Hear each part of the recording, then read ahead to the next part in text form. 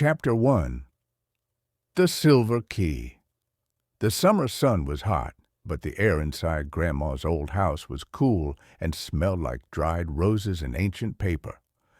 For Leo and Mia, this house was a place of endless mystery. Every year they spent their holidays here in the quiet countryside, far away from the noisy city and their glowing phone screens. "I'm bored," Mia sighed, kicking a loose floorboard in the hallway. "Grandma doesn't even have Wi-Fi. What are we supposed to do for 2 whole weeks?" Leo, who was 2 years older, was looking at a painting on the wall. It was a picture of a golden forest he had never seen before. "Look at this, Mia. Grandma says our grandfather was an explorer. Maybe there's something interesting in the attic." The attic. It was the only room in the house they were never allowed to enter. Grandma always kept the door locked with a heavy iron bolt. But today was different. Grandma was at the village market, and the house was silent. The siblings climbed the narrow wooden stairs. To their surprise, the attic door was slightly open. A thin line of golden light escaped from the crack. Leo pushed the door, and it creaked loudly, like a voice from the past. Inside, the attic was filled with shadows and dust. There were old trunks, broken mirrors, and stacks of books that reached the ceiling. In the center of the room sat a small wooden table. On the table lay a book, the same one their grandmother had shown them in old photographs. As they approached, Mia noticed something shining near the book's spine. It was a silver key, intricately carved with the shape of a tiny bird. "Don't touch it, Leo," Mia whispered, though she was leaning closer too. Leo didn't listen. As soon as his fingers touched the cool silver, the room began to tremble. The dust in the air started to swirl, glowing with a soft blue light. The book on the table opened by itself, its pages turning rapidly as if caught in a strong wind. "Leo, look at the pages!" Mia cried. The pages weren't filled with ink. They were filled with moving images, real forests, flowing rivers, and castles made of glass. Suddenly, the bird on the silver key began to sing a melody that sounded like a flute. Without thinking, Leo placed the key onto the center of the open book. A bright flash of light blinded them for a moment. When they opened their eyes, the attic was gone. They were no longer standing on wooden floors, but on soft, violet grass. The air smelled of honey, and the sky above them was a deep shade of orange. "Mia," Leo whispered, his voice trembling with excitement and fear, "I don't think we're in the attic anymore." "Langkah selanjutnya untuk Anda." Suara. Masukkan teks bab 1 di atas ke 11 Labs. Pilih suara narator pria atau wanita yang tenang. Gambar. Gunakan AI Leonardo Bing Image Creator untuk membuat gambar. An old dusty attic with golden sunlight, a mysterious book on a table, and 2 curious children. 2! The whispering forest. The orange sky was filled with 3 moons, each a different size. Mia reached out and touched a leaf on a nearby tree. It felt like silk and glowed with a faint, pulsing light. "Everything is alive," Mia whispered. Just as Leo was about to check his pockets for the silver key, a rustling sound came from the bushes. Out stepped a creature that looked like a fox, but it had wings like a butterfly and large, intelligent eyes. "You are early," the creature said. Its voice sounded like wind chimes. The siblings jumped back in surprise. "You can talk?" Leo asked, his heart racing. "In the land of stories, everything has a voice if you know how to listen," the fox creature replied. "I am Pip, and you must be the grandchildren of the great explorer." Pip explained that their grandfather hadn't just visited this world, he had protected it. But now A dark shadow was spreading across the forgotten realm, turning the glowing forests into gray ash. The book they found was the only map back home, but it was missing 3 enchanted stones that powered its magic. Without those stones, Pip warned, the portal will close forever at the next sunrise. You will be trapped here, and the shadow will find you. Mia looked at Leo. The boredom she felt earlier was gone, replaced by a mixture of wonder and terror. Where are the stones, Pip? The first one, Pip said, looking toward a mountain that touched the clouds, is kept by the Giant of Echoes. But be careful. In his cave, your own words can be your greatest enemy. 3. The Cave of Echoes, Level 3, Intermediate. Pip led Leo and Mia through the whispering forest. The trees here didn't just glow, they seemed to hum a low, vibrating tune. After walking for an hour, they reached the foot of the great mountain. Halfway up the steep rocks, a dark, jagged opening waited for them. "This is the Cave of Echoes," Pip said, stopping at the entrance. "I cannot go inside. The magic of this cave only reacts to humans. Remember, the giant is not a monster of flesh and bone. He is a monster of sound." Leo gripped the silver key tightly. "We can do this, Mia. Just stay close to me." The inside of the cave was freezing. Giant crystals hung from the ceiling like frozen tears, dripping water that made a tap-tap-tap sound. But the sound didn't stop. It repeated over and over, getting louder each time. Tap, tap, tap. "It's so cold," Mia whispered. Immediately, 1,000 voices whispered back from the darkness. "It's so cold, so cold, cold." Suddenly, the ground shook. A massive figure made of gray stone and swirling mist rose from the center of the cave. It had no face, only a giant mouth that looked like a deep canyon. This was the Giant of Echoes. "Why, are you here?" the giant roared. His voice was like a landslide. "We need the first stone," Leo shouted. The giant laughed, and the sound was so powerful it almost knocked them over. "To have the stone, you must show me a sound that cannot be echoed. If you fail, your voices will stay here in the silence forever." Mia looked around. Everything made a sound that the cave repeated. She looked at her brother, then at her own hands. She remembered what her grandmother used to say. Sometimes the most powerful things are the ones we cannot hear. Mia stepped forward. She didn't speak. Instead, she walked up to the giant and gave him a gentle, silent hug. Then she pointed to her heart. The cave went silent. For the first time, there was no echo. The giant's mist began to glow with a warm, golden light. He realized that the sound of a heartbeat and the voice of kindness had no echo. They were felt, not heard. The giant opened his stone hand. Inside was a glowing emerald stone, shaped like a teardrop. "You have wisdom beyond your years." The giant's voice was now a soft murmur. "Take it, but hurry. The shadow is already at the forest gate." 4. The Shadow Forest, Level 3, Intermediate.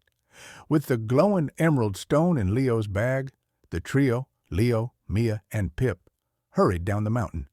But the world had changed while they were in the cave. The vibrant violet grass was now turning a dull, lifeless gray. A thick, cold mist was crawling between the trees like ghostly fingers.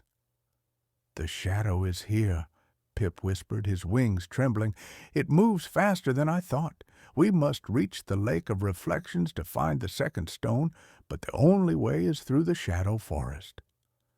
As they entered the forest, the sunlight disappeared completely. The trees here didn't hum anymore. They groaned as if they were in pain. Strange, dark shapes moved just outside their vision. "I'm scared, Leo," Mia said. holding her brother's arm. "I feel like the forest is trying to make me forget why we are here." "That is the power of the shadow," Pip warned. "It feeds on doubt. It wants you to believe that you are lost, that you are weak, and that you will never go home." Suddenly, a wall of pure darkness rose in front of them. It had no shape, but it felt heavy and cold. 100 cold eyes opened within the darkness, staring at them. The siblings felt a wave of sadness wash over them. They remembered their boring days, their small fights, and the fear of never seeing their grandmother again. "It's no use," Leo murmured, his hand dropping from his bag. "We're just kids. We can't save a world." The emerald stone in his bag began to dim. The darkness laughed, a sound like breaking glass. But Mia remembered the giant of echoes. She remembered that feelings were more powerful than sounds. She reached into Leo's bag and pulled out the emerald stone. It was cold, but she held it tight against her chest. "Leo, look at the light!" she shouted. "Remember Grandma's house. Remember the smell of the roses and the sunlight in the attic. The shadow isn't real. Our memories are." Leo looked at his sister. He closed his eyes and pictured the golden forest painting in Grandma's hallway. He pictured the silver key and the song of the bird. As he focused on these happy thoughts, the emerald stone began to pulse with a brilliant green light. The green light hit the wall of darkness like a physical blow. The shadow screamed and pulled back, unable to touch the warmth of their courage. A path opened through the gray trees, shining like a bridge of emeralds. "Run!" Pip cried. "The light will not last forever." They raced through the clearing, the green glow of the stone cutting through the mist like a lighthouse in a storm. Behind them, the shadow forest roared in anger, but they did not look back.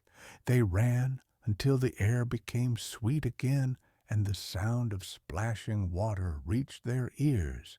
They had reached the edge of the Lake of Reflections. 5. The Lake of Reflections, Level 3.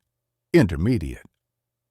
The Lake of Reflections was the most beautiful and terrifying place Leo and Mia had ever seen. The water was so still and clear that it looked like a giant mirror laid on the ground. There were no ripples, and the 3 moons above were reflected perfectly on the surface. "The second stone is at the bottom of the lake," Pip said, standing on a silver rock. "But you cannot swim to get it. The water of this lake is made of memories and truths. To reach the stone, you must walk on the water." Leo stepped forward. "Walk on water? That's impossible." "It is only impossible if you're hiding something from yourself," Pip explained. "The lake knows your heart. If you are not honest, you will sink." Leo took a deep breath.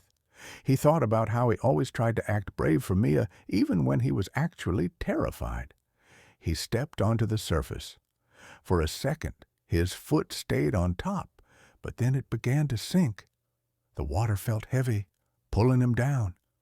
"Leo!" Mia cried. "I'm okay," Leo gasped. He closed his eyes. "I have to be honest. I'm scared, Mia. I've been scared since we left the attic. I don't know if I can get us home." As soon as he admitted his fear, the water under his feet became as solid as glass. He was standing on the lake. Mia followed him. She thought about how she often felt jealous of Leo because he was older and seemed to know everything. "I'm sorry I'm always difficult, Leo," she whispered. "I just wanted to be as smart as you." The lake glowed. Now both of them were walking toward the center of the mirror-like water. Beneath their feet, deep in the blue depths, they saw a bright blue stone shining like a star. Suddenly, their reflections in the water began to speak. But the reflections didn't look like them. Leo's reflection looked like a king, and Mia's looked like a powerful sorceress. "Stay here," the reflections whispered in a tempting voice. "In this world, you can be anything. You don't have to be just kids. You can have power. You can have magic. Why go back to a dusty house and school?" Leo and Mia looked at each other. The temptation was strong. They could see a life of glory in the water. But then they remembered the smell of Grandma's roses. They remembered their parents' faces and the warmth of their own beds. "Power isn't home," Leo said firmly. "We are who we are, and that is enough." The reflections vanished. The water parted, and the blue stone rose slowly into Leo's hand. It was the sapphire of truth. Now they had 2 stones, but the sky was already turning a pale violet. "The sun is coming," Pip shouted from the shore. "We must find the last stone before the first light touches the sky." 6. The gatekeeper and the first light. Level 3. Intermediate. The pale violet sky was slowly turning into a soft pink. Time was running out. Pip led them to the highest peak of the mountain, where a massive stone archway stood. This was the gate of return, but standing in front of it was a figure made of pure, blinding light, the gatekeeper. "The 2 stones you carry show your courage and your truth." The gatekeeper's voice echoed like 1,000 bells. "But the 3rd stone, the diamond of sacrifice, cannot be found in a cave or a lake. It must be given." "Given by whom?" Leo asked, looking around. The mountain top was empty. The gatekeeper looked at Pip. The small fox creature stepped forward, his butterfly wings drooping slightly. "The 3rd stone is the heart of a guide," Pip whispered. "To open the portal for humans, a creature of this world must give up their magic to become the key." Leo and Mia gasped. "No, Pip, you'll lose your wings, you'll lose your voice," Mia cried, kneeling beside her small friend. Pip looked at the horizon. The first ray of the sun was about to touch the peaks. "Your grandfather saved my life many years ago. It is my honor to save yours now. Besides," Pip smiled, "true friendship is the greatest magic of all." Pip closed his eyes, and a bright white light began to glow from his chest. The light formed a small, clear diamond. As the diamond floated into Leo's hand, Pip's wings disappeared, and he became a normal, small forest fox. He could no longer speak, but his eyes were still full of love. "Thank you, Pip," Leo whispered, tears in his eyes. Leo placed the emerald, the sapphire, and the diamond into the 3 slots of the stone archway. The portal roared to life, showing the dusty attic of their grandmother's house. The siblings grabbed Pip, now just a regular fox, and jumped through the swirling light. Crash! They landed on the hard wooden floor of the attic. The golden light vanished, and the old book on the table snapped shut. The silver key turned into ordinary gray metal. The attic was quiet again, smelling of dust and old paper. Outside the small window, the sun was rising over the quiet countryside. "Was it a dream?" Mia asked, her voice shaking. Leo looked at his hand. He wasn't holding a magical stone anymore, but his clothes were still stained with violet mud from the whispering forest. And there, hiding behind a stack of old trunks, a small fox with intelligent eyes looked at them and wagged its tail. "It wasn't a dream," Leo smiled, hugging his sister. "We're home, and we brought a piece of the magic with us." They walked downstairs just as they heard their grandmother's voice from the kitchen. "Leo, Mia, breakfast is ready." The siblings looked at each other and laughed. They knew that from now on they would never be bored again. Every book in Grandma's house was no longer just paper and ink. It was a door waiting to be opened.